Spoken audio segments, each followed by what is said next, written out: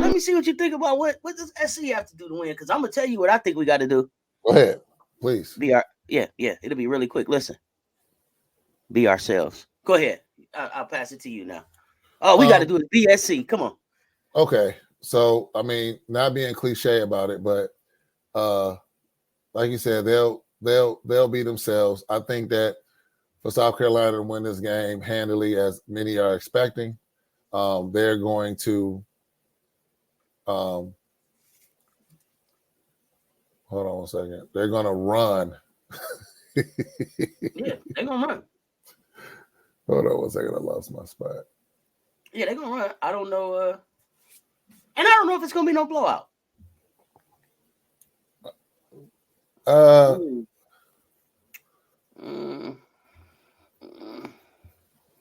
Yeah, look at these. So okay. So South Carolina, as you mentioned, they lead field goal percentage defense.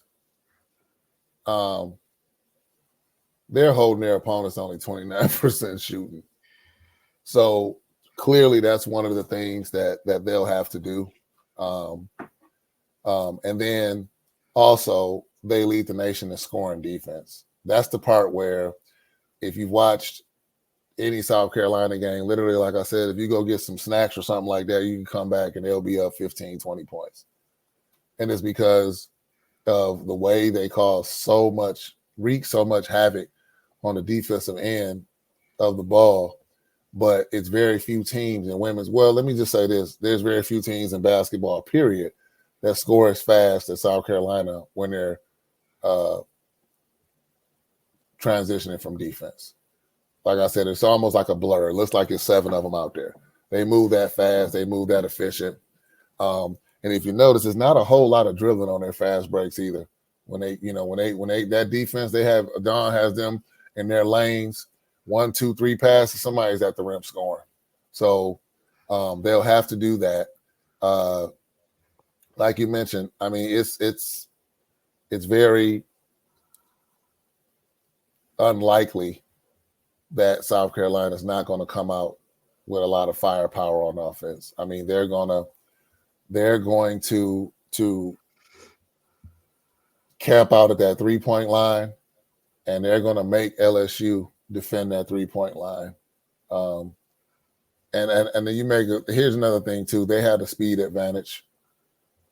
They have that. They're going to do the show and go straight to the rim. That's one of the things. Are they? Because it could be a show and a go and a behind the back and a dump off. Yeah. I don't know. Oh man, you better have your purple and gold on tonight, man. I want the people to know who you with. Yeah. Definitely.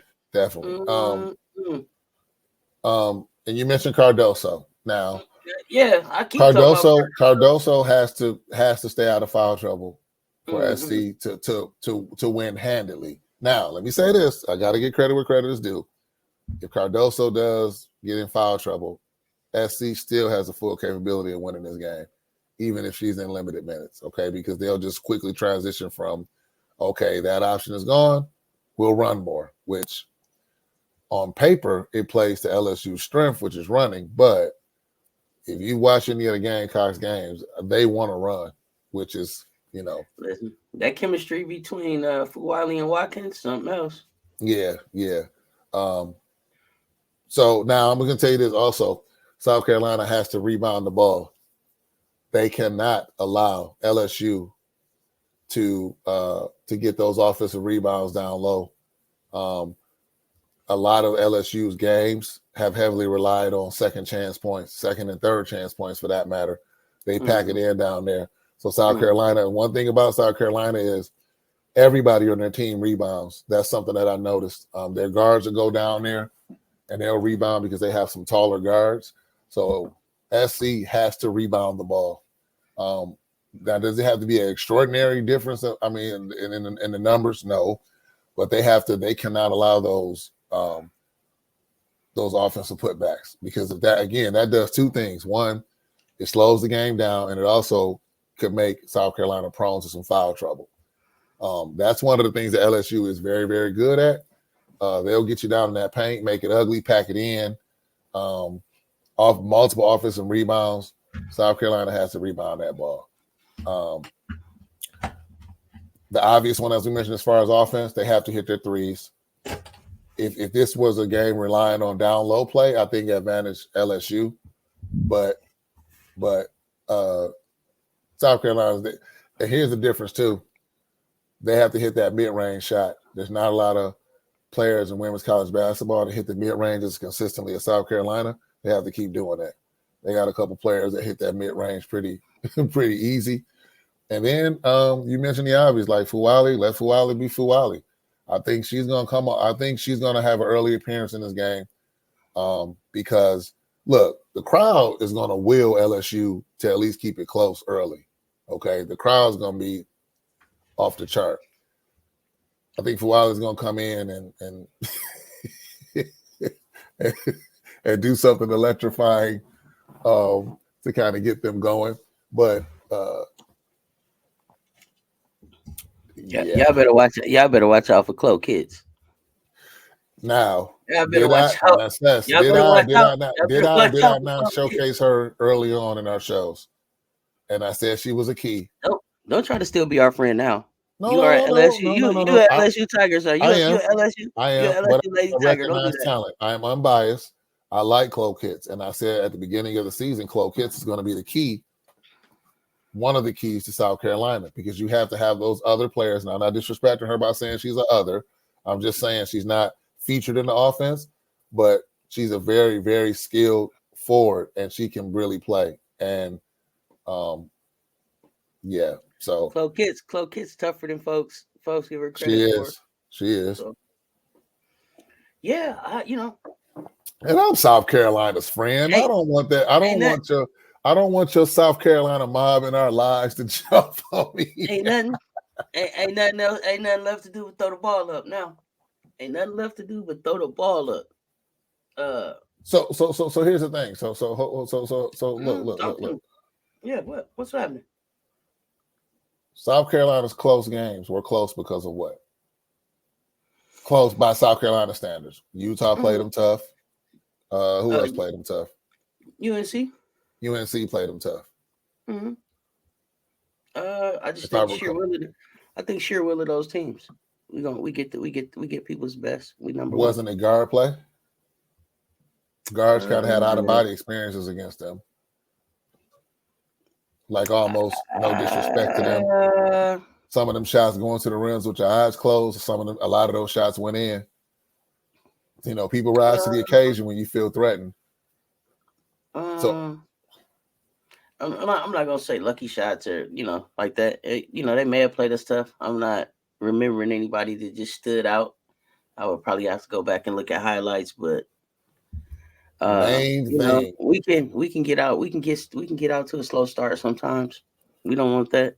I got one more big one for South Carolina though, Cess. This is big. Okay, everybody listening? Yeah, we are. Hey, all here. South Carolina, in order to win,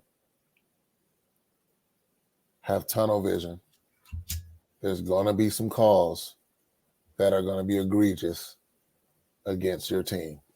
We know we coming in. I'm calling that shot right now. Yeah, it's one thing about knowing it, but actually being in the time of it and you see something, stay focused, South Carolina. And Dawn Staley is very good at keeping her team focused. Stay focused because there's going to be some calls. It won't even be about Dawn keeping nobody focused. We got a dose of calmness named Tahina Pow Pow. That when it seemed like it's getting a little shaky, when the water's getting a little choppy, she just smooth it right out. We're not worried. Hey, listen, we know we coming in. It's gonna be 9 on 5. It's gonna be 9 on 5 out the gate. It's gonna be day 5. It's gonna be the crowd. It's gonna be the 2 refs, and probably their mascot all coming for us. But I'm not worried. I think Dawn makes better adjustments than Kim. That's a fact. I give you that. I think she makes them quicker.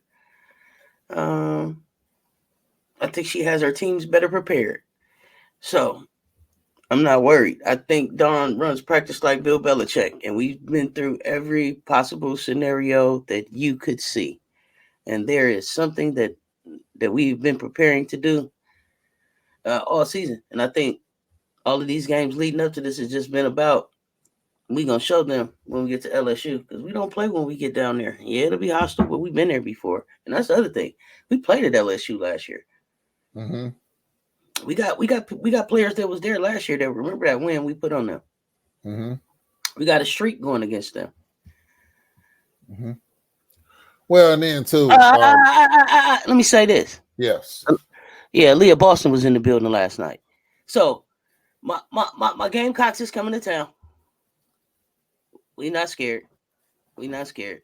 It's not gonna be hostile enough to. It's not like the lights is gonna be too bright for us or none of that. I'll say too that North Carolina game, that was their second game, I think. I don't know if it was the second game. No, it wasn't. It wasn't. I'm sorry. I'm looking at something else. Early in the year we had international travel, so we had to get back on the soil and get our time back in order, and jet lag over with. So yeah, no, coach, I don't foresee no problems. I don't foresee any problems. Yeah. You see something? You found something? I'm just looking at so here's something interesting in that Utah game. Alyssa Peli, she had 37 in that game. So that's what I was talking about. I don't know that one. I'm not talking to you, Alexa. So in that game, so that's what I was talking about earlier as far as like Angel Reese, somebody on that team, and I expect Angel Reese has to have a monster game. Has to. And then it was pretty thin. Deja Young had 12, and everybody else had single digits in that game. But here's where South Carolina just overwhelm you. They had 1, 2, 3, 4 players in double digits, which was Malaysia had 11, and she only played 10 minutes. Mm-hmm. Powell had 15, Cardoso had 17, Chloe Kitts had 11. So it's like that's that balance that really it throws teams off. Like you don't expect that. Like even though, and I think that's the difference here too. This is going to sound real cliche, but South Carolina, be yourselves. They're very unselfish with the ball. I genuinely don't think they care who scores on this team because they're a team, and that's the culture that Dawn Staley has built for this team. If somebody has a hot hand, they'll feed the hot hand. But I challenge anybody, check out the box scores for South Carolina and look at the scoring distribution. It's pretty balanced. You rarely see somebody with like 35, 40 points on a South Carolina team like that. And that's what causes the problem. So you're going to, again, that's why I said, South Carolina, be yourselves, ignore the refs, and share that ball. Yeah, that game. So Peli went off at 37. Yeah. Cardoso had 17. Mm-hmm. And it looked like we cruised to 9-0. So right. I'm just saying So I'm saying that to say if Angel Reese gets her 30, 37, 40, 45, I still expect us to cruise to. But as you didn't have a but. Wait, I didn't have a but. As you eloquently mentioned, you still got Floje, you got Michaela, you got Morrow. If they come with their game, we have a competitive game now. I have continued to tell you, Coach, if I decide to let one person get off, nobody else on your team is doing anything. So if Angel Reese gets to cooking, I'm shutting everything else down. And I believe in my guards to do that. Period. So track meet, you have a better chance, LSU. You have a better chance. You're not gonna jump up 100 spots in defense. Y'all can try to run with us if y'all want to. I mean, you can try to run with us if you want to. It'll turn into, you remember what they called it in the 80s? You know what they called it? What? Showtime. It'll turn into Showtime out there. My lazy be out there looking like magic. Turn it into a track meet if you want to. Whatever, turn it into a track meet if you want to. It'll look like Showtime Lakers out there. Yeah, come on, man. Yeah, I can't wait for this. I can't wait to kick this off. What you eating for the game, Coach? What you gonna be smacking in people's ear with? What kind of snacks you gonna have for this game? That's a good question because I want to know. I kind of one of my game time meals that I love to have. I think I might want to get me a Big Kahuna, the chicken Big Kahuna. Jersey Mike's, give us a call. We'd love to, throw us some sponsorship out here. That Jersey Mike's Big Kahuna, no jalapenos for me. Anybody in the audience, if you want to send your boy a gift card or something like that. But Jersey Mike's, that Big Kahuna, the giant Big Kahuna. Oh man, that with some Lay's chips and the ice cold sparkling ice, not a Coca-Cola or something like that. And it it has I think that might be what you got on the menu. What you got on the menu, Cess? You got some steak bites over there. You got some steak bites. Hey, wait. This game time drink is sparkling ice. That don't scare us, y'all. Yeah. Well, hey. Sparkling ice. Cess no. Coach Ro is I wouldn't consider myself a health nut, but I do like to stay fit. And Coach Ro doing his thing. Yeah, I don't like. I don't know. I don't have that Big Kahuna sound good to me. Or some good old fashioned pizza now. Now I could Jets give us a call now. Jets, I'm a Jet supporter. I could go for a Jets 10 light bake. Oh, everybody, you gotta do light bake when you do. That's a little trick to Jets. Tell them you want light bake. Don't have them cook it regular. Say light bake. That's how you order a Jets pizza. Jets, holler at join the conversation. We do some little more promo for you. Give us a call, Jets. Yeah, I don't know. I'm thinking on that. I'm not sure. Come on, what you go to? I don't have a go-to. I don't gotta go to. Depends on how I'm feeling. All right. Sometimes it's wings. I don't know. Wings. Wait. What wings now? What wings we talking about now? We talking traditional or flat? No, I only do flats. I only do wingdings. Really? Yeah, I'm a flats kind of kid. Interesting. Never knew that. Yeah, we got some lemon pepper. You know what? Sometimes the lemon pepper is okay, but sometimes it's good to just have a good plain wing. It's just nice to have a good plain wing. All right. Yeah. I'm gonna go pick up you know what I'm gonna drink? I'm gonna drink some purple Kool-Aid. Yeah, purple Kool-Aid is a winner. I may do purple Kool-Aid. Yeah, I see you. But we all know red is the best. Wow. It's the best Kool-Aid. But anyway, I might do some tacos. I think nice. I fancy myself a Mexican, so I might be looking at some tacos. You know what? I want some crab legs lately. My girl makes some good nachos. So nachos, okay. They could be crunchy. I'm thinking about being on the live. I don't be doing too much crunching in the people's ears. Oh, trust me. Everybody, they're gonna be listening to our voices, but watching that game. Oh yeah, absolutely. I just don't want to be smacking. Then I thought about